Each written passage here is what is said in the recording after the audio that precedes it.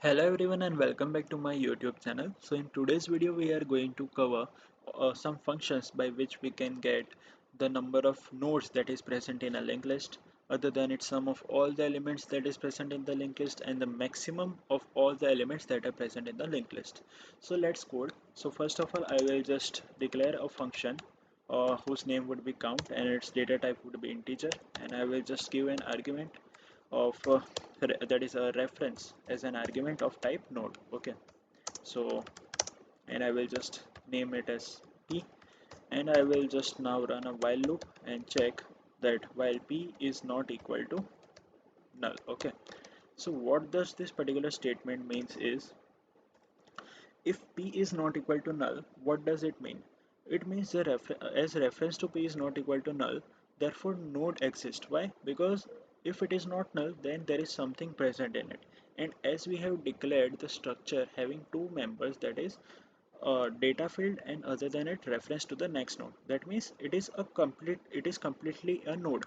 So if p is not equal to null, then node exists. And as in the count function, we have to count the number of nodes that are present. Okay, so first of all I will just give an integer variable whose name would be count again, and I will initialize it to 0. Why 0? Because first of all we are considering that there are no nodes present, and if we encounter a valid node, then we are going to consider it and we will increment the count variable by 1. Okay, so this is the logic. So if p is not equal to null, that means the node is existing, therefore we will just increment the count variable, and now we are going to give the value p as the address, that is we are going to give the value of next node to the variable that is reference p. So p is equal to p arrow function next. Okay, and as it is an integer function, it will return something. So this particular count function is going to return nothing but the count variable that is storing the number of element that is present in the linked list. Okay, other than it, we are going to make a sum function, that is int sum, and I will again pass a reference of type node, and I will just name it as p again.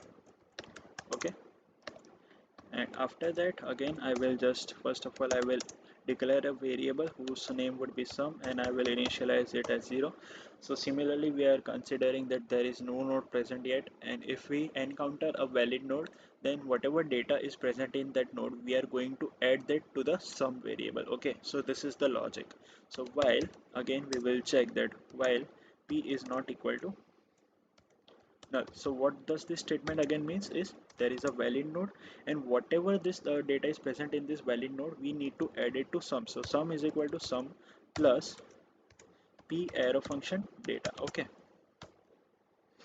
so after that we are just going to give the value of next address, that is the value of next node, that is address of the next node, to the p reference here. So p is equal to p arrow function next. Okay, and after that we are going to return sum here because we need to get the sum of all the elements that is present in linked list. Okay, after that we are again declaring a max function, and similarly I will just give an argument of node, that is type node, that is a reference of type node, and I will just name it as p. Okay, and I will just write a logic here. Again I will initialize a max variable, and I will just give it a value of minimum integer value that can be stored in the integer variable. So int underscore min is the way you can do it. Okay, and why are we assigning the minimum integer value? Because you are just going to need the maximum value. So if minimum value is present, we can easily compare it, and if anything greater than it is present, then we are just going to shift, that is shift it to the as shift it as new maximum value. Okay, so how are we going to do that? Let's have a look. So again I will just run an while loop.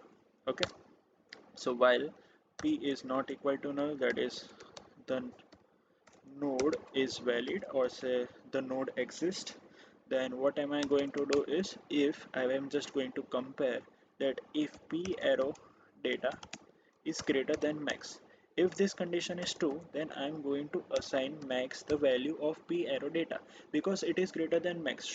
So new max element should be equal to this particular data that is greater than the max element. Okay, so this is the logic, that is p arrow data, that is p arrow function data.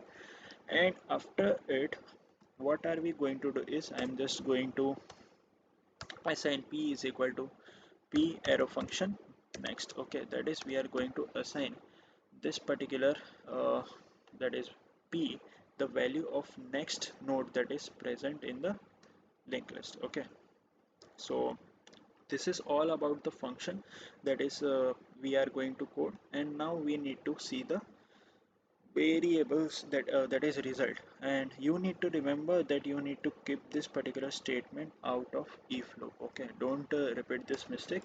Why? Because we are just checking that if this condition is true, then we need to give the max variable the value of this particular data. But consider that if you have put this statement here and if this condition is not true, then we are not going to move to next particular node. So you need to keep this particular uh, p is equal to p arrow function next statement out of the if function. Okay, now what are we going to do is we are going to run this three particular statements. Okay, I have just written it previously, so I can just show it you easily. Okay, so this is basically the statement, that is printf percentage d. Why percentage d is used? Because this is basically integer function and it returns something of a type integer. Okay, and we have passed first node as the argument. Why first? Because it is the only node whose information is completely available with us, and by that particular node only we are able to communicate with all the nodes that is present in the linked list. Other than it, there is a sum function and max function that is present. Okay, and percentage d is present, that is format specifier. Now let's see what it would return. So I think the count would return 1 plus 2, that is 1 2 3 4 5 6 7, and therefore 8. Other than it, sum should return 1 plus 2 plus 3 plus 4 plus 5 plus 6 plus 7 plus 8, that is 36, and the max should return 8. Okay, so let's have a look that if our function is working properly or not. So I will just run, and you can see you can see that 1 2 3 4 5 6 7 and 8 is present. 8 is the number of element that is present, 36 is the sum. Now here we are looking that 0 is present. Why is 0 present? Because we have not written anything here, because we need to return something. And what is that thing that we need to return? We need to return the max variable. Okay, but as it is an integer type function, by default it will return 0 if you are not returning something. But I need to return maximum element. Okay, so I will just return return Now let's see that if our function is working properly or not. And yes, the function is working properly. That is 1 2 3 4 5 6 7 8. 8 is the number of elements that is present, 36 is sum of all the elements, and 8 is the greatest element that is present in the linked list. So now this is all about the code, or say the functions that we can use in linked list. You can also create some of the functions, that is you can create an average function, you can create an minimum function.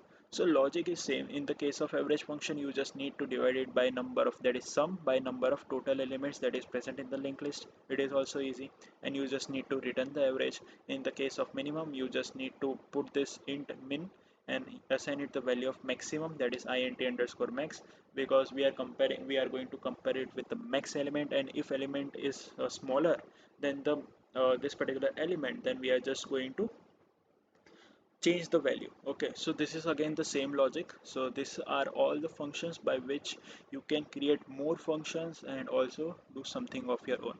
So I hope that you like this video, and in next session we are going to discuss something about how to search in a linked list, or say how to insert in a linked list. Okay, so I hope that you like this video.